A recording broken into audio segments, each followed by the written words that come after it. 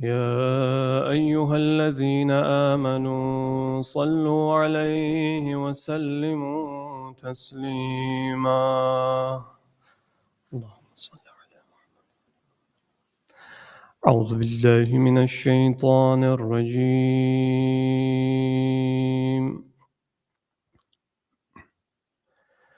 بسم الله الرحمن الرحيم.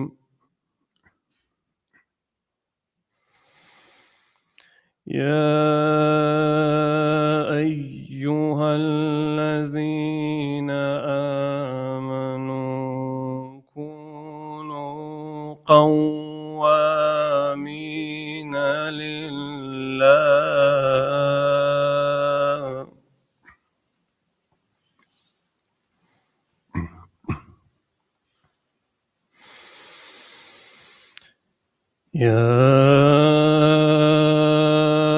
أيها الذين آمنوا كونوا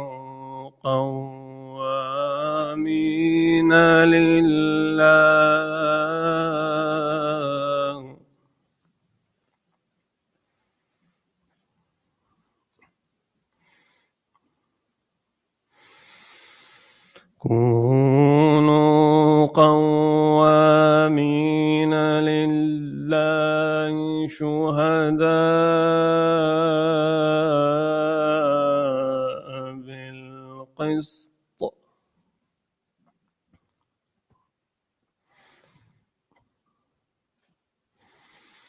ولا يجرمنكم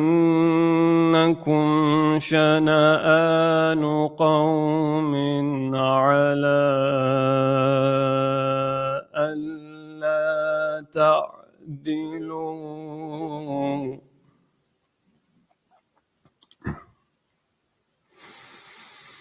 اعدلوا هو أقرب للتقوى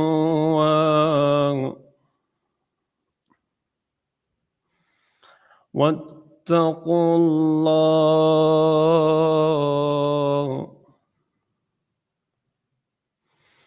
إن الله خبير بما تعملون.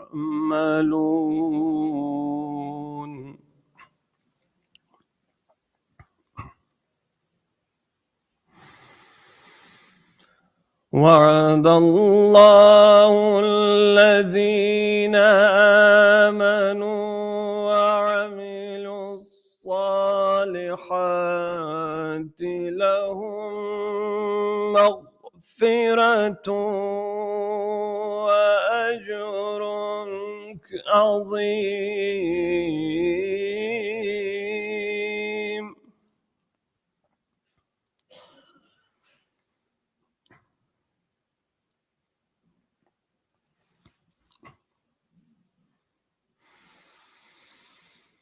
يا أيها الناس إنا خلقناكم من ذكر وأنثى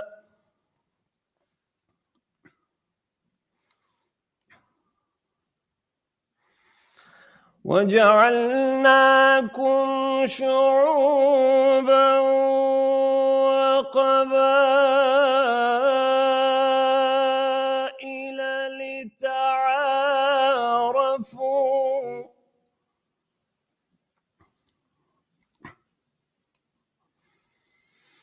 إن أكرمكم عند الله أتقاكم إن الله عليم خبير.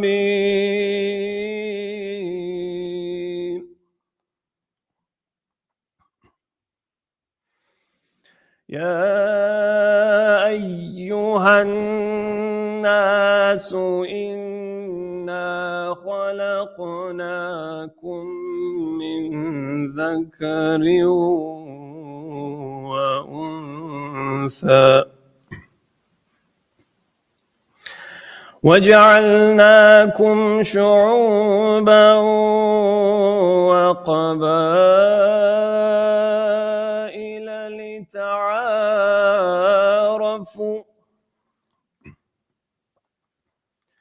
إن أكرمكم عند الله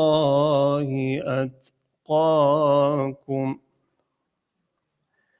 إن الله عليم خبير.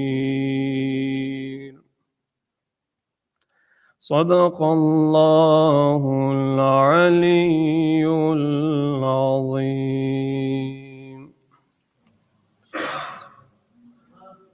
I just wanted to translate these verses which I recited. You who believe, be steadfast in your devotion to God and bear witness impartially. Do not let hatred of others lead you away from justice, but adhere to justice, for that is closer to awareness of God. Be mindful of God. God is well aware of all that you do. God has promised forgiveness and a rich reward to those who have faith and do good works. People, we created you all from a single man and a single woman, and made you into races and tribes so that you should recognize one another. In God's eyes, the most honored of you are the ones most mindful of Him. God is all-knowing and all-aware. And this is from chapter 5, verse 8 and 9, and chapter 49, verse 13. Thank you very much.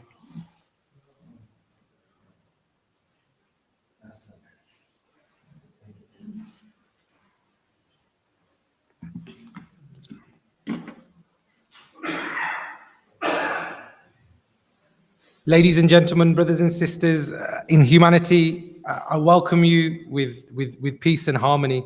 We've begun today with the words of God from the Holy Quran, elegantly recited by Brother Mateen. And I thought anything I would say would really pale in comparison.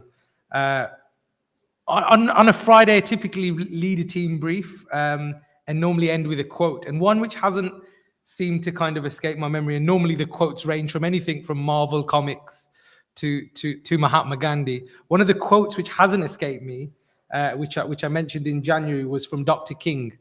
And it is, faith is taking the first step even when you don't see the whole staircase. And I think many of you here will have attended an iftar before, and it was collectively felt that this gathering should be used as an opportunity wider than that, wider than shedding light on Ramadan alone. This year's topic is fostering peace and harmony amongst faiths. For some of you, including myself, this may be the first step, full of promise and full of hope, in simply by attending today. And with that step full of faith, we together will hopefully collectively succeed in orienting towards peace and harmony. The beauty of such words as peace and harmony is that there are ever-evolving virtues which continue to demand that we actively work towards them through engagements such as tonight here at the Al-Mahdi Institute. I'm Adam, and I'm honored to be given the opportunity to facilitate tonight's proceedings. And welcome to you all to this year's Big Iftar at AMI. Whilst I'm here to accompany you, there are plenty of volunteers who have helped make tonight a reality, and some of them are dotted around the room and can help you if you need any assistance at all. What I would suggest is that we always thank volunteers last, but let's thank them tonight first with a loud round of applause.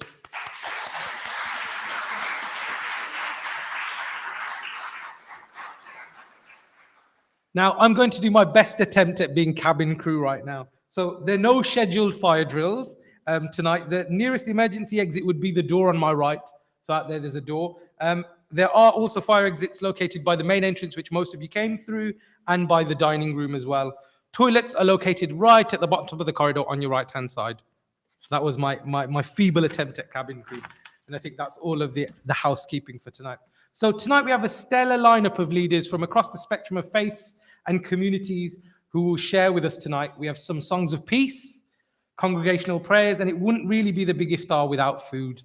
I'm glad that's well received. We've organized some henna for the ladies and children, and we hope after the meal you will join us for a screening of the documentary chronicling AMI from its inception 30 years ago until the present day. And to top this off, we have an interactive fireside chat, without the fireside, but with the founder and director of AMI, Sheikh Arif. I'm going to do my best to keep us on track, which includes making sure each speaker is going to be under the 5-minute mark. I know some of them said 6, but we will keep it at 5. So without further ado, I'm going to introduce our first speaker. So our first speaker is one tonight I've heard plenty from, but I've also even worked with. I mentioned we must actively foster peace and harmony, and Dr. David Earl is a great example of this. Dr. Earl is the Midlands representative and director of the Universal Peace Federation, the UPF. He's responsible in the United Kingdom for the UPF's Interreligious Association for Peace and Development. He's also a project coordinator for the Religious Youth Service. Can we welcome with a loud round of applause?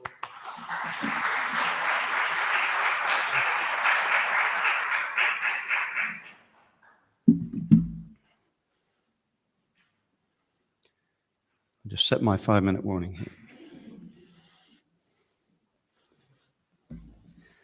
So, Sheikh Arif, brothers and sisters, it's wonderful to be here. I'm only going to make 2 points, which I hope you might be able to remember or digest. But before that, I'd just like to say that for Patricia and myself, this place holds so much affection. Both the Al-Mahdi Institute and its previous incarnation, which some of you will be familiar with, the College of Ascension. So my parents would come here faithfully every Wednesday evening to this particular chapel for an evening program. And also they had their 50th wedding anniversary here. That's a picture of them in the garden some years ago now. Also, we've held a number of events here, interfaith devotional events, and always felt so welcome. I think many of you are familiar with our work, bringing people together, as we're doing this evening, trying to overcome any fear, prejudice, and build friendship, and then ideally moving into some sort of practical action for the public good. So some of you will have been to our home and been involved in one of these meetings, Patricia, particularly with ladies. As was mentioned, I like to work with young people. This is just one example. We've done a number of projects in East Birmingham with young people from all faiths, cultures, different backgrounds. And perhaps the culmination of much of that was the Interfaith Children's Home in Hyderabad in South India, which was funded to the amazement of many people in India by synagogues, temples, churches, gurdwaras, mosques here in Birmingham. Many people in India found that very hard to believe that the funding had come from people of all faiths. But that's the kind of ethos that we like to work with. The 2 points that I'd like to make are, first of all, and I spoke about this actually 4 or 5 years ago when I spoke at an Iftar here. You might remember, those of you who were here, you may not. But I spoke about our Peace Federation's desire to build a holy community, to work towards a holy community. And when we go to visit somebody else's home or somebody else's places of worship, which many of us are doing here this evening, then we respect the sincerity of devotion, that nobody has a monopoly on devotion. We really respect the sincerity of devotion of people of all faiths. And in doing that, wherever we go, whether it's a church or a mosque, a temple, then that's a prerequisite to be able to come together and somehow move forward together as a holy community. So as a visitor, to really respect the sincerity of devotion, in this case, fasting, prayers, charitable work, and donations, and so on, in the case of Ramadan. And the other point, the second point, would be in hosting people who come to visit my house or my church, my mosque, my temple, my place of worship, to try to really make people feel welcome. And as I said, for myself, always when I've come to this place, the Clifton Road Mosque, and to other places of worship, and we've also visited during Ramadan, Patricia and I visited around 100 of our friends all over Birmingham, particularly East Birmingham, our Muslim friends, going to take a little gift to help them break their fast. We've always, often, not always, but often come back with more than we've taken. And we've many times been invited into people's homes and made to feel so welcome. So those are the two ingredients, I would say, that we like to focus on. Coming with the attitude as a visitor of respect for the sincerity of devotion in the mosque, in the church, in the temple. And if people come to our house or our place of worship, to really make people feel welcome. And if we follow those two kind of requisites, then we go a long way towards this ideal of one family of humanity where we feel like brothers and sisters under the one divine God. Yeah, thank you very much.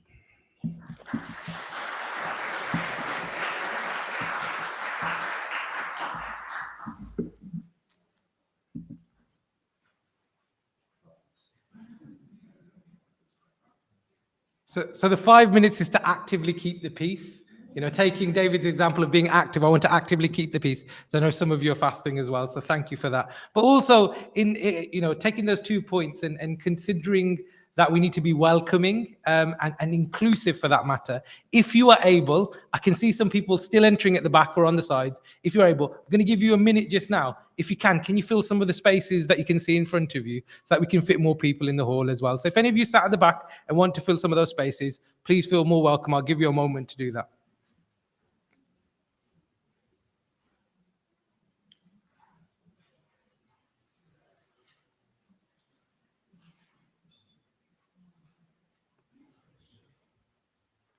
Just let the last couple of people enter as well.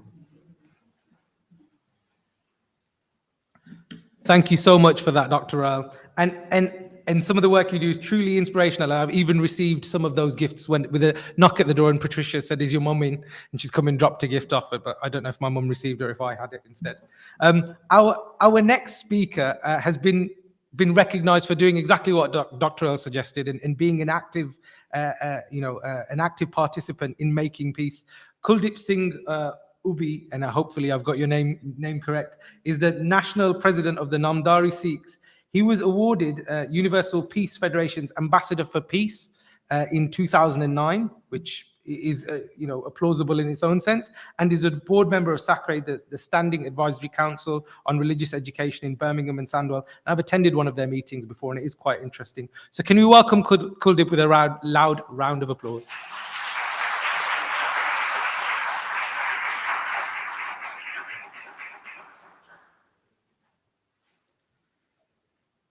Also putting the timer on. Sat Sri Akal and a good evening to everybody. It's so nice to be here.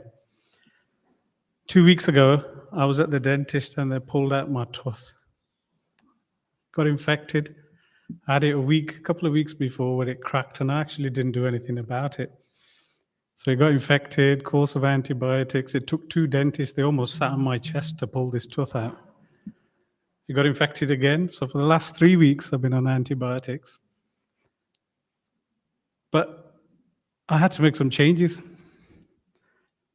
Running at 100 miles an hour, I had to slow down. I had to watch what I eat. I couldn't have any hot drinks for a certain period. I couldn't eat any solid food. And what it did, it brought a lot more awareness around me, myself. It brought a bit of consciousness because of the pain. Now, we all feel pain and we all feel something.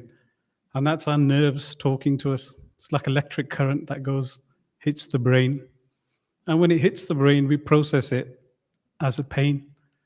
And then we do something like I did and have soup for 3 weeks. Or We can be happy or we can be sad. It's a state of our mind. So when I say happy or sad, general purposes, people get happy when they receive something. People get sad when they have something taken away. But it's the way our mind processes that. Our third Guru, Guru Amar Das Ji, has written in the Sri Guru Granth Sahib, Mani nal chagda, mani nal saath. You have a battle with your mind, and then you settle it with your mind, and that's when your mind is at peace. And when your mind is at peace, you're at a different level. So when I look around, my brothers, sisters have been fasting for a month. Imagine what they've been going through for a whole day. What are they thinking about? Somebody like me, you're thinking about, what am I going to eat when I finish? The parents are out shopping. I've been shopping. I've been Costco. I've been to the mom is thinking, my family is going to come together this evening, or friends are going to come around, like David's been going around. And they were buying food, and the family will sit together, and they won't just eat the food, but you do a dua to Allah, the Almighty, that I've been fasting all day, but I've been learning something. Give me your blessings so I can understand your will. And when we can understand His will, is when our state of mind is in that place where even if something is, we call it dukh, we call it sukh in Punjabi. Dukh means pain. When we're in pain, when we're in sukh, when we're in happiness, our state of mind stays at that level. We don't get over happy, we don't get over sad. We live within His will. And when we drive, I was speaking to the vicar 16 years ago. He's retired from Ladywood. We just met after such a long time, trying to remember where we met.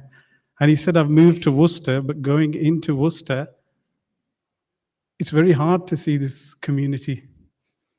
What we see here in Birmingham, we're so lucky where we have opened the doors in each of our places of worship. We do it at business, we do it in our shops, we do it anywhere else, we'll take the money. But when it comes to our religious places of worship, we build these walls sometimes. But today, here, our Muslim brothers and sisters have opened their hearts. Their minds have been conditioned in a way where they are happy with themselves. They are content with what they've been doing with the Almighty and learning how other people are suffering. It's giving them a teach. And they've opened the doors not only just to their families, but to other communities. And that is such a big thing to do. You can drive across Birmingham and you'll see a notice on the board, give your donations. In Sikhi, the 3 pillars is meditation to His Almighty. Work hard with the honest living and then share. And those posters are share. Give your donations and share. You've been sharing food, you've been sharing your love across this month, just to condition our minds that we can open it up and treat everybody as one. Our founder, Guru Nanak Dev Ji, has written in the Granth Sahib, and he said, Awwal Allah Noor Paya Kudrat Ke Sab Bande. Meaning, Allah, you have given that light to everything we see. And the second line, it says, if the light is in everyone here, how can I see good or bad in somebody? I can only see you. And Adam's our brother's opening remarks were exactly the same thing. Your light is in everybody. So this month is something very important, not just to me, but it makes me think. When I drive to work, I see that board. It actually makes me think as well. So all I can do is thank the members here, the Peace Federation, the members at the mosque, the committee here, for opening the doors and inviting everybody as one. And I think that's the true message of interfaith and peace. Thank you.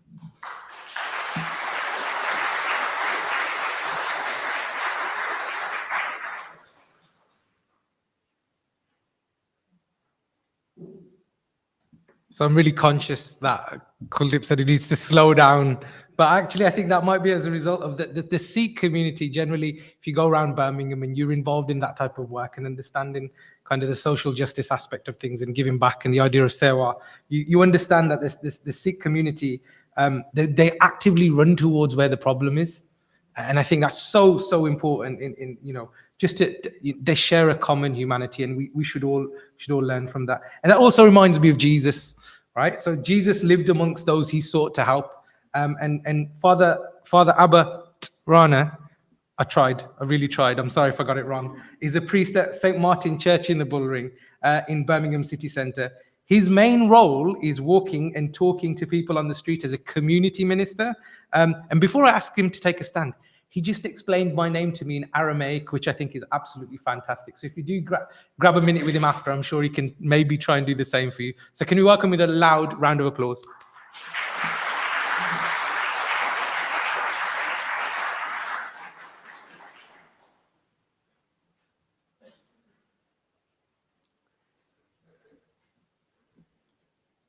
Assalamu alaikum, brothers and sisters. Salamu alaikum, ወንድሞቼና እህቶቼ. Pace bene, fratelli e sorelle. Shalom ለሁላችሁ. ነጋ ጅርቱ. This is just a greeting in different parts of the world. One of my gifts from above, I'm a polyglotist. I asked the Lord, if it is your will, if I study only 50 before I die, I will be very happy. So I'm halfway in a broken ways. If I say all of them, my time will be taken by them. So I don't want to say. And I'm not going to bring different ideologies or theologies about harmony, peace, how we live together. First and foremost, I say my life itself. I say my life itself before I go away. I am a living harmony. My ancestors come when our people, the Hebrew people, were in Egypt as slaves. Some of my ancestors, they traveled following the Nile River. They went up to Ethiopia. You might have heard the Falasha. So they started living there. I was born. Then from them, as long as we remember, all our ancestors are priests in the Orthodox Church, in the Ethiopian Orthodox Church. This is part of the heritage from which I brought. In St. Martin, they don't give me such kind of vestment, but I carry my own identity. Then destiny or vocation or mystery took me to the Vatican. I live in the Vatican and work ordained. I was working with John Paul II. Like my friend, when people talk like that, but he's down to earth. When you are there, he jokes with you, he pokes you. He's very simple man. I used to then, another walk of life brought me to the UK to make, the long story short. I am ministering in the Church of England, St. Martin. So my mission is walk and talk. That one, I didn't get it from anywhere, from all great men of God from the beginning of history. Call them patriarchs, call them prophets, call them teachers, call them guru or Sufi. What do? They walk and talk.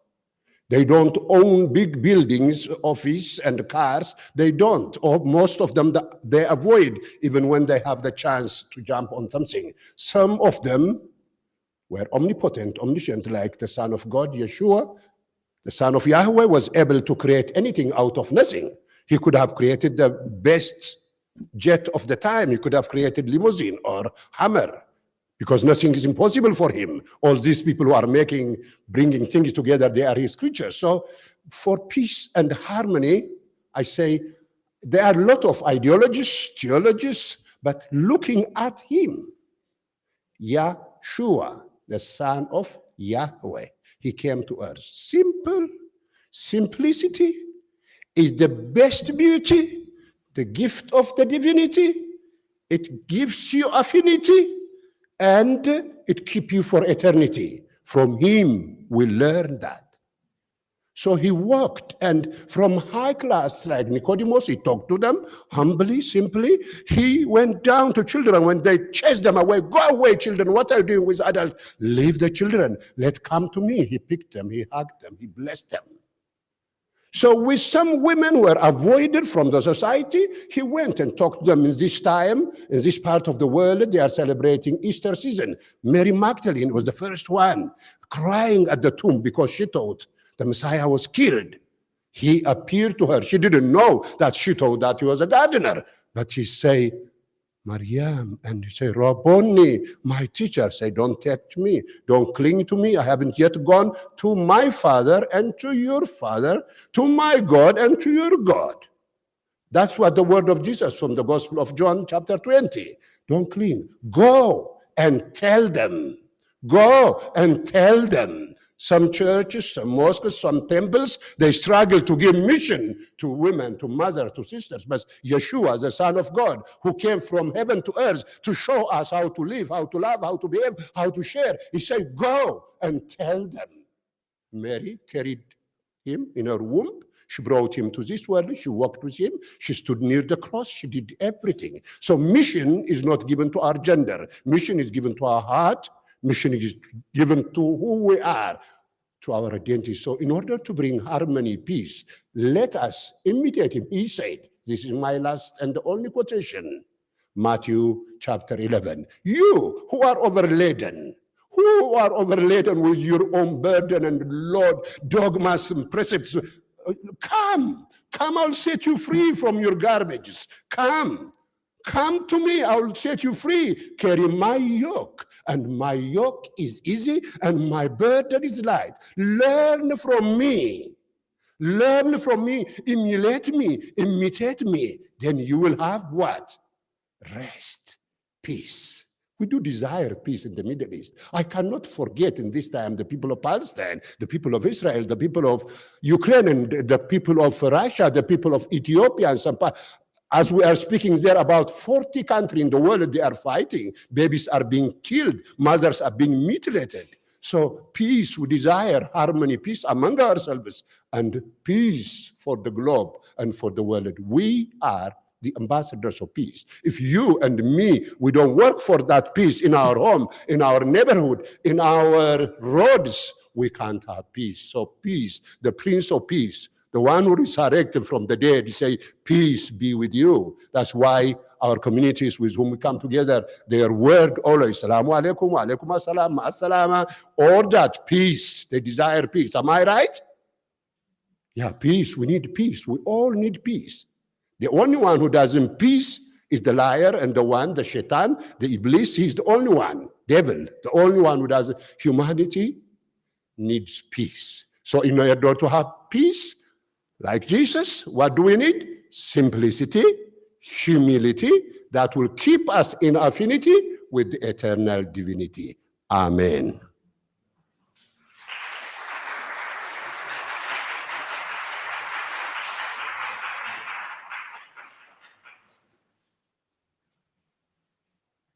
Thank you for that lovely speech and the energy that you brought with it as well.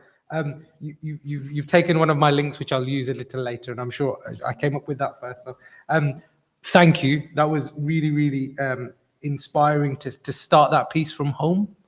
And we welcome you to our home, and hopefully that piece can continue here as well today. Vandan Ray is our next speaker. She joins us representing the Hindu community. Vandana is also representative on the Standing Advisory Council on Religious Education. If I can welcome her with a loud round of applause as well.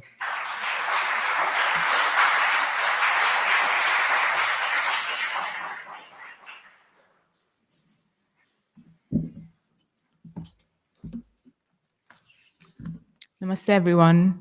So I've just returned back from India. I've been there for 6 months learning scripture. So I've been quite reclusive. So it's a bit overwhelming to be in such a big audience after such a long time. But I'll share with you a few teachings about peace, the peace formula, which runs through, I feel, which is a running theme amongst all faiths. But the peace formula, as explained in the Bhagavad Gita, is actually for the world to first understand that we ourselves, we are spirit. We are spirit souls. We're not this body. All the differences that when we realize that we're the spirit soul, all the differences immediately disappear. The race, gender, caste, creed, nationality, these are all just a covering of our bodies. We are eternal spiritual sparks. Once we understand this, we can start to understand our relationship with God. Our unique, individual, special relationship with the one Almighty God. And when we're peaceful and we have that relationship with God, we can share that love and peace with everyone amongst us. If we ourselves are not peaceful, it's very difficult to be peaceful with others. I'm sure you experience that when you're having a bad morning. When you walk out the house, everything seems to be wrong. Everyone seems to be annoying. So that peace must come from within us first before we can share it with others. So this God has multiple names. I personally feel that spirituality goes beyond religion. It traverses different identities, symbols, practices, and focuses on that deeper connection with the Almighty. In the Bhagavad Gita, Krishna says in chapter 5, verse 29, he says, Bhogtaram yagnatapasam sarvaloka maheshwaram suhridam sarvabhutanam gyatva mam shantim richati. He says, a person who is fully conscious of me, knowing me to be the ultimate beneficiary of all sacrifices and austerities, the Supreme Lord of everyone, the benefactor and well-wisher of all living entities, attains peace from the pangs of material miseries. So there's three things here. He says, I am the ultimate beneficiary. So all of you have been fasting for Ramadan. What is the purpose behind it? It's to connect with our Almighty Lord. The fruits of your austerity, the fruits of your sacrifice has been to please the Lord. He says, I'm the proprietor of everything. And with that mood, you share food with each other, give food to those who are less able to afford for themselves, give in charity as well. That recognizes that actually these items, these things, they don't actually belong to us. This wealth, this home, everything that we have is actually belonging to the Supreme Lord. And the third point he says here, he says, I'm the supreme well-wisher of all, meaning he takes care and he protects each and every one of us. Each and every one of us have different needs for protection and love and care, and he reciprocates with us individually according to our personal needs. So this is God's peace formula, which is universal to people of all faiths. And if we all follow, there is no doubt that there will be peace and harmony amongst all of us. Namaste.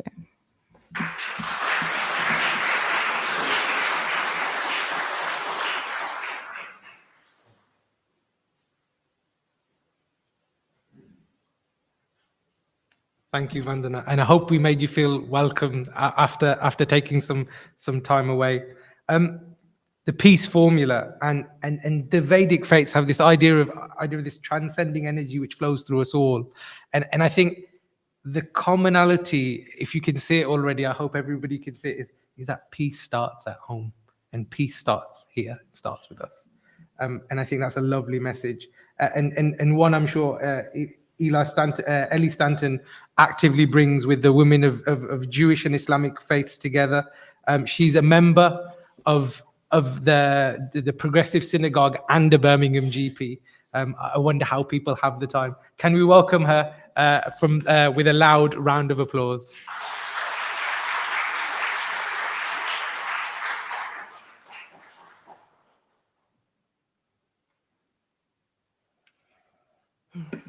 Salam alaikum, everyone. I want to tell you about an interview I had on the radio with a Northern Irish Roman Catholic priest. And I'm afraid you're not going to be very impressed with this. What was his name? Can't remember. Had he written a book? Don't know. Had he started a peace group? Don't know. Why were they interviewing him? Can't recall. When was this? About 2020, I think. I just remember the priest's message, which was he'd been upset and dismayed by the parties forming the Northern Ireland Assembly. A significant number of whom, including Martin McGuinness and Ian Paisley, who had instigated, if not themselves committed, acts of violence. Especially after seeing footage of them, as he put it, sitting in Stormwick Castle, laughing and joking together, as if it had all just been a bit of unpleasantness. Whilst he, his family, and other families were living with the consequences of death of loved ones, breakdown of the trust within and between communities which is needed for society to function, and loss of opportunities for the young people due to violence. The warring tribes obviously had not settled their differences completely because, as you know, soon after that, they couldn't agree a budget, which meant that the Northern Ireland Assembly didn't sit for over 2 years, to disastrous effect for most of the Northern Irish population. The priest clearly did not think that war generals should be allowed to become peacemongers. So if not them, then who? Who should be in charge of rebuilding the nation after a war? Should it be representatives who themselves had lost loved ones? Would they at least share a common experience of suffering violence? Or people who'd started peace groups, would they be more competent and honest? I want to move on to something which I have a bit more detailed knowledge about, which is peace groups in the Israel-Palestine conflict. And there's dozens, if not hundreds of them. I'll just mention a couple. The Interfaith Encounter Association, the 49%, Women Waging Peace, Roots, Parents Circle, along with some other groups providing legal representation for Palestinians, the New Israel Foundation, some people called In the Image of God, that must be a religious organization who provides legal representation for Palestinians. That, yes, they do exist. At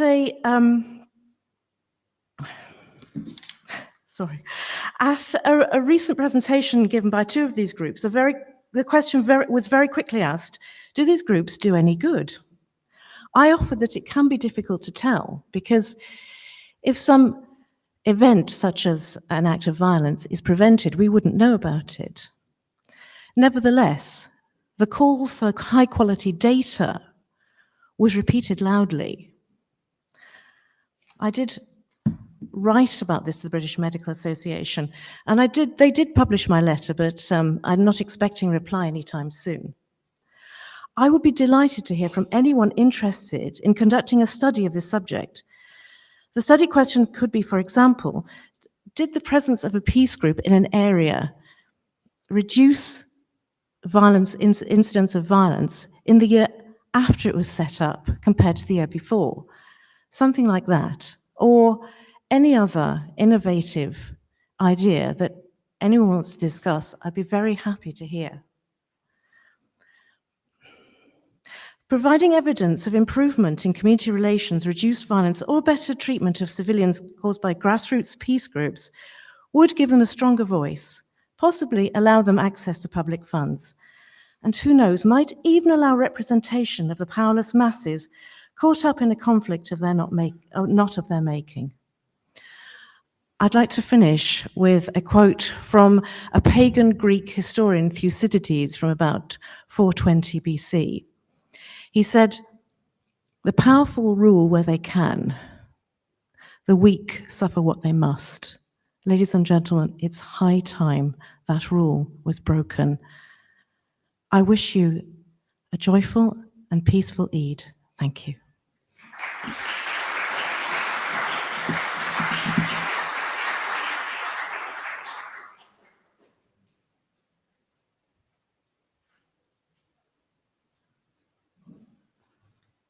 Thank you so much. And pertinent, given what we're trying to foster here. Again, more examples and more examples of people actively trying to foster peace and harmony in some of the most difficult places. The Abrahamic faiths share this beauty of having the tradition of prophethood, and earlier how everyone, every faith or non-faith has this idea of kind of prophethood. But the progression of thought to highlight the application of God's word from time eternal is something that unifies the Abrahamic faiths anyway. I've heard Sheikh Arif Abdullah Sain speak about the responsibility of the collective.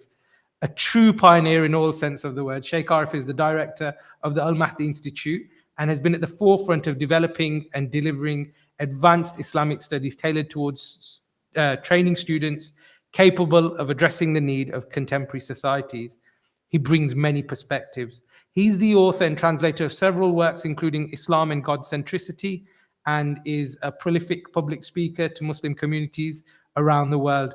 Whilst I could genuinely observe his inner meditations all day, tonight he has 5 minutes. Can we welcome him with a round of applause?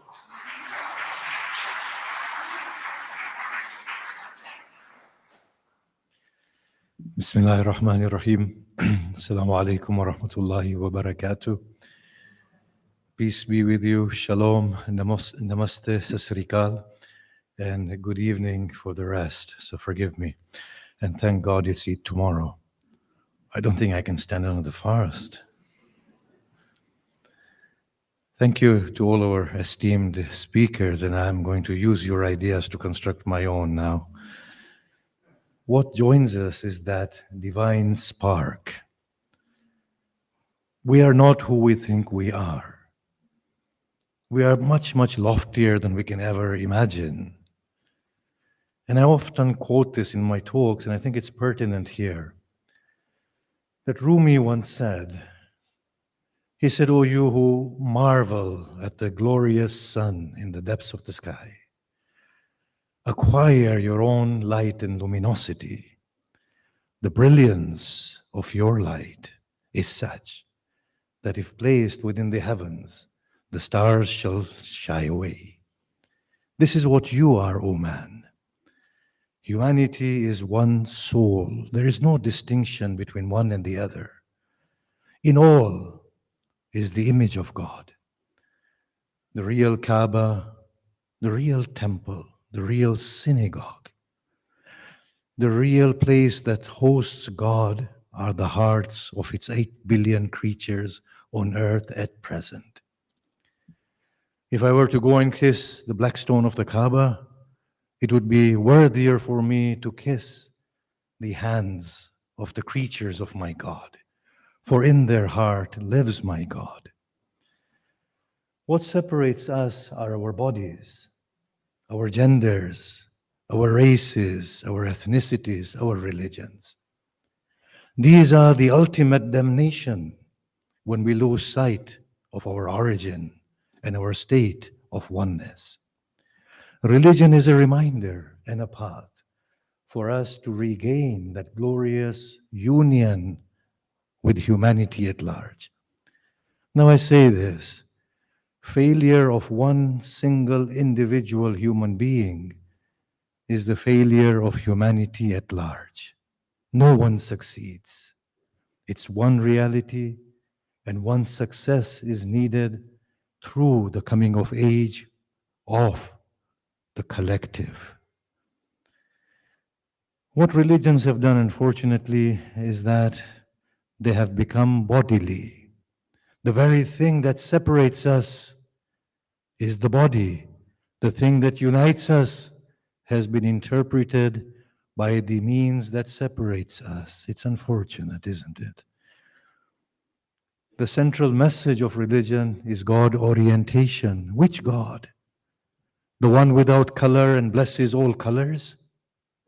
The one without direction and found in every direction? The one without gender and bestows genders? The one without religion and called upon by every religion? Religion is a means back to that untarnished reality. And as our esteemed speakers have stated and informed us, that what tears us apart and what brings turbulence within us is not that reality of us, but is this arbitrary feature of ours known as the body and the human condition. The turbulence is because we are body-oriented. We have forgotten who we are. If we can know that our Lord is the cherisher of the unending universes that we observe, and beyond observation and beyond imagination, then will we feel insecure due to sustenance and land. If we knew that our abode is the eternal abode, and here we are for a moment, would we fight for land? If we knew that we are not the body, would greed pervade within our hearts? We wish to reacquire our status of peace. Peace means union with the beloved. Peace means recognition of the true self. Because we are alienated from our truth, we find turbulence. God is salam. God is peace. All our faiths, and I don't see any distinction between one faith and another, Abrahamic or broader. In fact, I don't see any distinction between faith and no faith. Faith are below us, we are beyond faiths altogether. Now the Quran says one thing, and Adam, I know my time is over. Quran says, and this is the same Quran by the same author that has authored or inspired the Old Testament and the New Testament and the Bhagavad Gita and the blessed Guru Nanak and the insight and the foresight it had. And even the blessed Buddha, in his denial of God, he was reaching out to the colorless God. It's the same truth, the human divine truth that speaks through all of us and all of our scriptures. The Quran states, for the bodily condition, that we have given you all your ways and your paths and your religions and your directions. Now compete with one another in doing utmost good. We have to reinterpret that verse at present. What our beloved author and our origin and our light and our end, the one we yearn, the one who is inescapable, the one to whom we rush when we flee away from him. Amazing, isn't he? What he says is, instead of compete, take pride in the achievement of one another. Consider your own achievement. So when the Guru Nanak Sahib imparts his wisdom, I take pride that it is my soul giving me my truth. When the blessed Spirit of God looks at people who the society has discarded, and he recognizes them as the lights of God caught up in a volatile world, I take pride that Jesus is my light from within. When the Prophet Muhammad comes and he says, call on to different faiths to come and worship together, I take pride that that is where my humanity reaches. And when my fellow human beings kill each other, then I am heartbroken that this is where my humanity can fall to. Interfaith is not about faiths coming together and sharing their teachings and to say that, look, we are the same. Interfaith is we are people of God and we are working together. We are not competing. We take pride in each other. We are one and the same. As Prophet Muhammad is the light of God and Guru Nanak and the blessed Moses and Abraham and Krishna and Ram, then all of us bear the same light of God. We are nothing more than our divine architect. God be with us all and peace be with you all.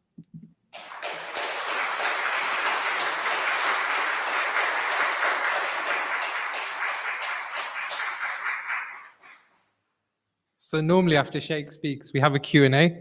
I really need a Q&A with Sheikh, but unfortunately we don't have that opportunity today, but I'm sure you can grab him whilst you're enjoying your food as well. Thank you, Sheikh. I really appreciate that. And we do have more from you later, including the documentary and the fireside chat without the fireside as well. So last year I attended an event where I watched the host of the event who moonlighted as a gospel choir leader. She orchestrated the crowd in a sing-along, which was then followed by a Maori who then coordinated the crowd in a haka for the NHS. Unfortunately, we don't have that privilege tonight. But if you remember at the top, I mentioned songs, and we do have Anne Jones, who's a professional musician and one of the directors of In Her Shoes, a Birmingham music and wellbeing organization who run songwriting and singing projects that aim to bring many different women together and help them write and share songs telling their stories. empowering them and those who hear their songs. I think we can do two things. So one is welcome her with a loud applause, but also participation for this part, I think, is very necessary. So can we have a loud round of applause?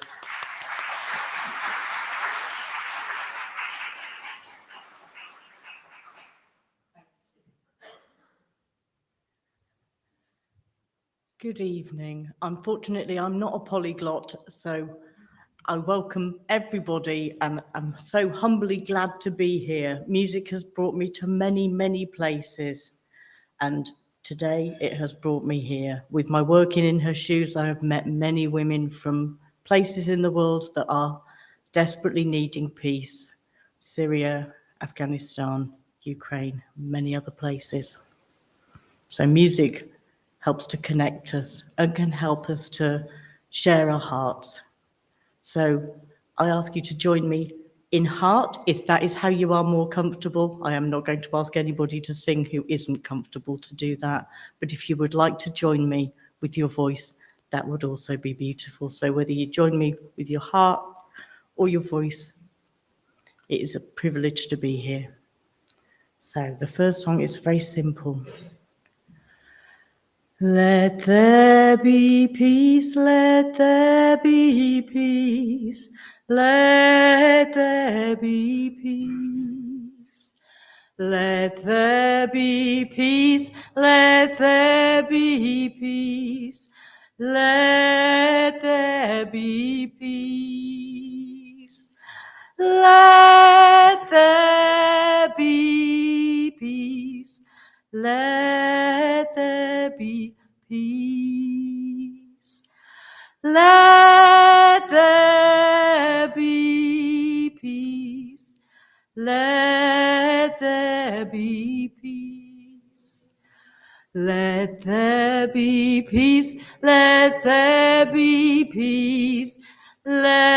Let there be peace. Let there be peace. Let there be peace. Let there be peace. Let there be peace. Let there be peace. Let there be peace. Let there be peace. Beautiful. After such beautiful words from such accomplished speakers with such wisdom to give, one of the things that was really struck me was talking of connection and of hearts, and that if we are filled with peace, then we can bring peace to others. If we are filled with love, then we can start to bring love to others. So this song is about that. And again, join me in whatever way you are comfortable. It starts with, I have peace like a river. I have love like an ocean. We need peace like a river. We need love like an ocean.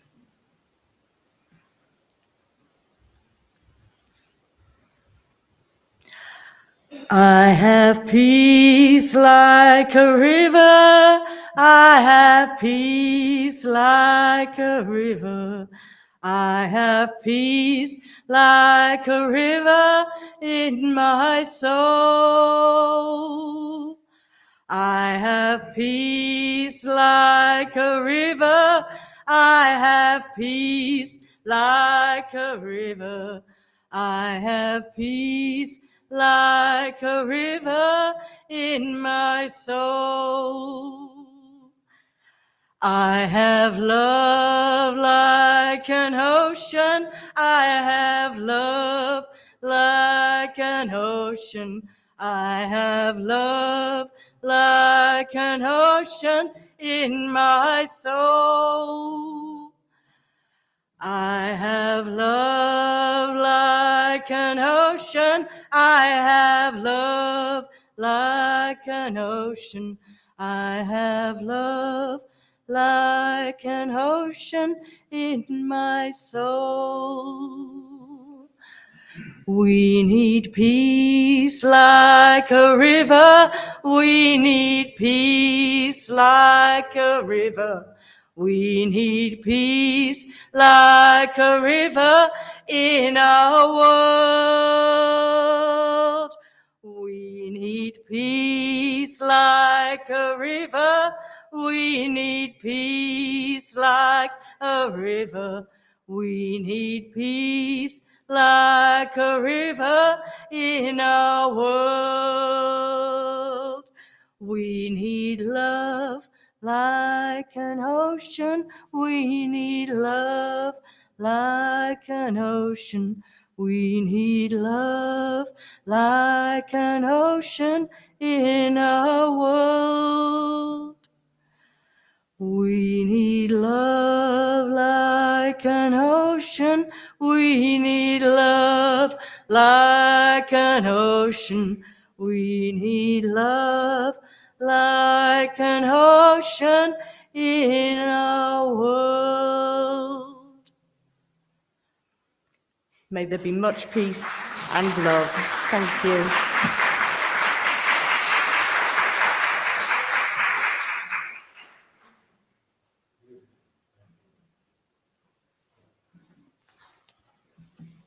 Wow, thank you. I think that's the first time I've introduced anybody slightly musical. So thank you for giving me the honor of doing that, Sheikh Arif, not musical. So from my perspective, we've got a couple of things, just a little bit more housekeeping. And then we'll kind of draw today towards the food, at least. I wanted to thank all of the speakers and you all for being a lovely audience. And I would like to remind everybody that we have more Sheikh Arif after food at 9 p.m. We'll screen, I think it's the first time I'm also doing a premiere, but screen AMI's journey over the past 30 years, and everybody's welcome to come and watch that. It's not 30 years long, the video. So I'm glad someone's laughing at my jokes. But it's a nice documentary. I've had the privilege of watching it, but also there'll be a Q&A after. And if you've ever been to one of Sheikh's Q&As with myself, I'd like to think it's quite entertaining. So please do attend if you can.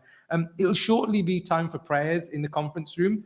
Those who wish to observe can also do so. Iftar will be served in the dining room, which is the room right at the end of the corridor, followed by henna for ladies and kids by the staircase. There's a little table already out there. If you do require vegetarian food, please let us know. We do have an option for you, and we will try to get everybody fed. Just a couple of other plugs. I mentioned Sheikh Arif had written a number of books. There's actually 20% off AMI publications in the foyer if you want to peruse some of those and make a purchase if you wish to do so.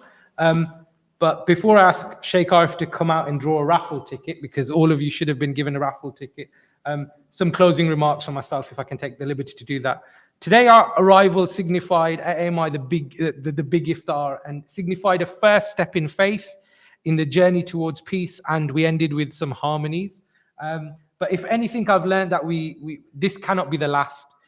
Whilst it starts within us, within our mind and our soul, we then have to actively go and foster that peace. And I want to leave you with a quote from Mahatma Gandhi. "We but mirror the world. All the tendencies present in the outer world are to be found in the world of our body. If we could change ourselves, the tendencies in the world would also change. As a man changes his own nature, so does the attitude of the world. The world can change towards him. This is the divine mystery supreme. A wonderful thing it is, and the source of our happiness. We need not wait to see what others do."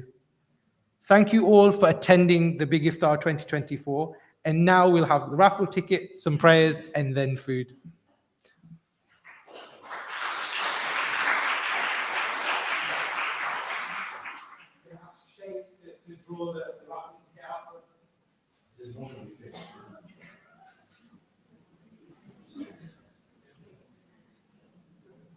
Number 574.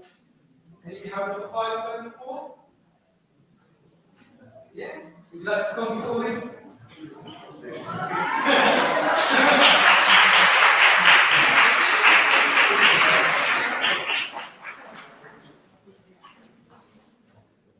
Oh, 574. No.